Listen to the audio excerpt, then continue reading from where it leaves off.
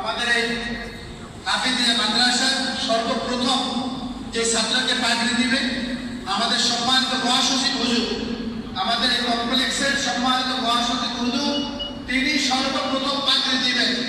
আমরা যখন পাগড়িটা দেব আমরা এত জোরে তাকবীর দিব যাতে পুরো মসজিদ কম্পন সৃষ্টি হয়ে যায়। রাজি আছি না? ইনশাআল্লাহ। ওই এখন পাগড়ি নেবেন হাফেজ মোহাম্মদ ফাহিম আহমেদ, পিতা মোহাম্মদ মুফাজ্জল হোসেন, মাতা মুসাম্মদ ফাহিমা বেগম, গ্রাম পশ্চিম তর বজল্লি, থানা মতলব, জেলা চাঁদপুর।